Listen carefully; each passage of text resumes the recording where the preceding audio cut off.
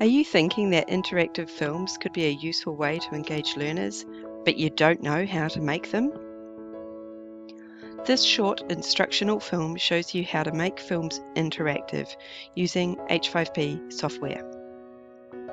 To get the most out of this film, you need to have access to H5P software.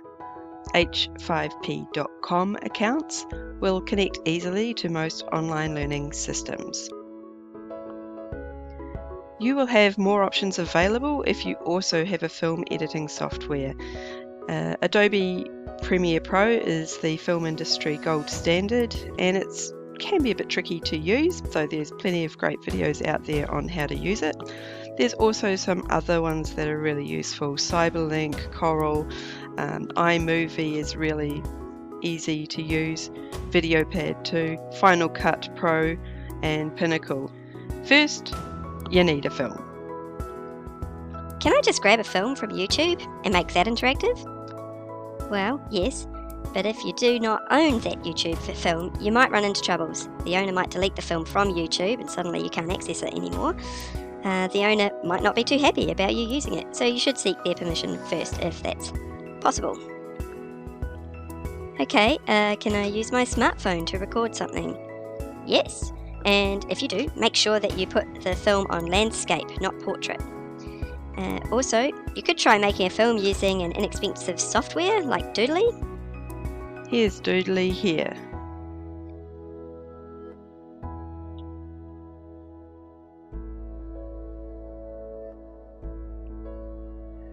Okay, what if I want to record something from my computer, like what I can see on my computer? In that case, you could try using Screencast-O-Matic. It's a free software that records what is on your computer screen. Or you could make a PowerPoint presentation and record that, or there's always Zoom. Cool, thanks. I'll try Screencast-O-Matic. No problem. Okay, before we get into Screencast-O-Matic, we need to have some images, possibly for film content that you want to put together. But there's also some really cool images available on the latest edition of PowerPoint, I noticed. Insert pictures, and you've got a few different options here. There's the stock images and the online pictures. So Bing, these are also free, but there's also these stock images. There's cutout people, and you've already seen a couple of cutout people in this presentation, so that's quite neat. They're presented as TIFFs, which means that they have that grey and white checker background, which means that you can just drop them onto anything and they'll sit on top of that. So it's quite a nice little layer effect that you can get. But I also managed to find these from the 3D models. Check this out, 3D models.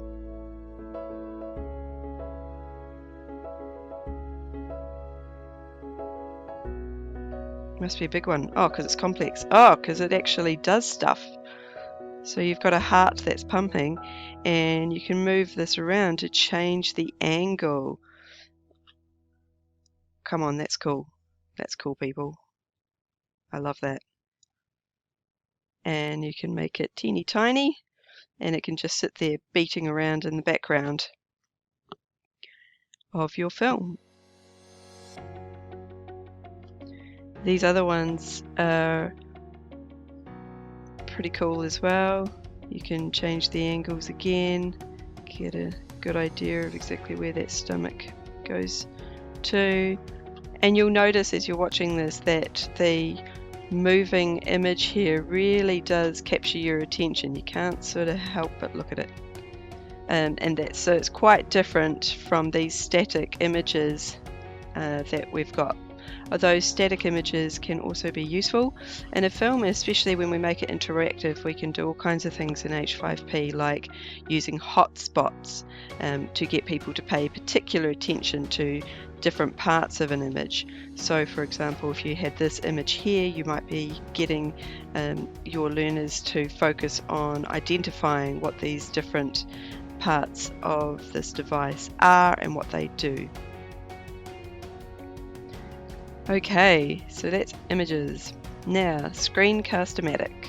Here's how Screencast-O-Matic works. First, it's free, so I love it. Also, it works, and I've never run into problems with it. I'm not a tech-savvy person. This is as simple as it comes. It's really nice and easy. All you do is you go on there to screencast-o-matic.com, press that button there, sign up, it's free, or once you've already done that, log in. You log in, and then all you have to do, this button here, to launch the recorder. And once you launch that recorder, you'll get this red and white box will come up, and everything inside the red and white box is going to be captured on the video. You just press record. You can audio record. You can also use your webcam to record yourself at the same time that you're recording the screen. And as soon as you press the pause button, that will end the film. You can choose to either can it and start again, or you can save it and it'll save as an MP4. This is brilliant, but you also want to make it a bit more interactive for them, and the way that we can most easily do that is with the H5P software. Here we are in h5p.com. That is awesome. What I'm going to do is start a new piece of content. I'm going to add content. I can create something from scratch, or I can upload. And there's lots of different things that we can do in H5P. I just want to make an interactive video. First, I need to upload the video. Click below to add a video you wish to use in your interactive video. You can add a video link, like if you got it from YouTube, or upload actual video files. Paste a YouTube link, grab that.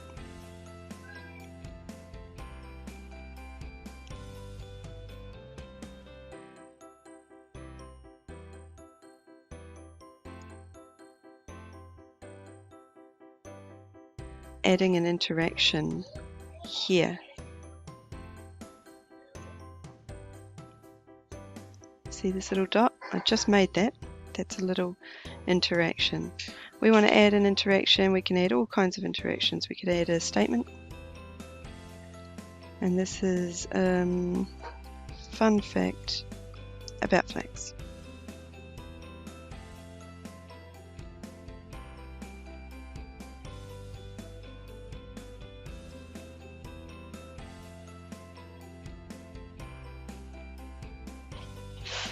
And we go down to the bottom, press done. And here it is, our fun fact about flax. We can move that to wherever we want it. Might pop it up there. That's a good spot. Good. And then I'm going to press save. Once I've finished making all my interactions, then I press save.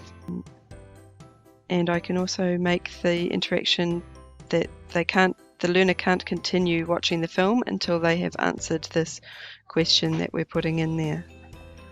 And you can choose when that happens.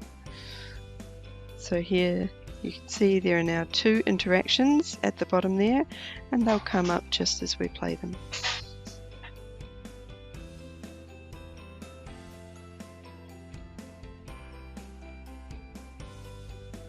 And there it is.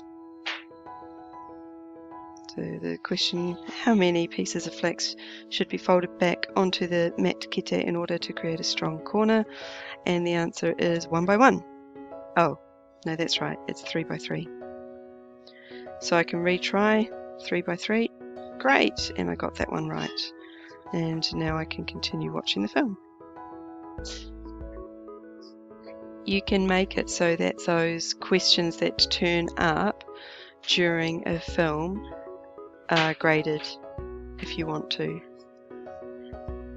And that's all in the editing function.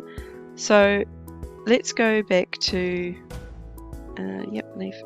let's go back to my content. Now you can see 1 minute ago I made this film. Great, so now that exists. Now I'm going to go onto my LMS,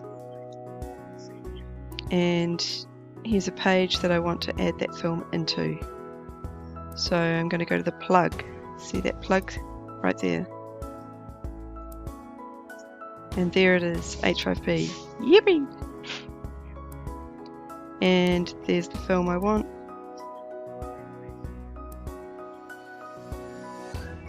And there it is.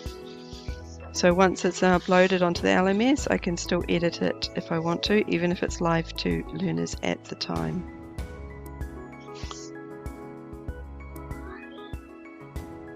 Great.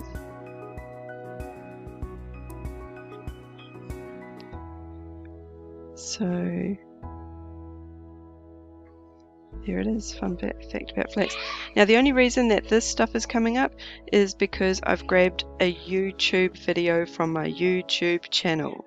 If you don't want that kind of stuff to turn up, then you should create your H5P interactive film from a film directly by uploading the film directly into H5P and not uploading a link to YouTube, because your learners will see that. Okay. Have fun.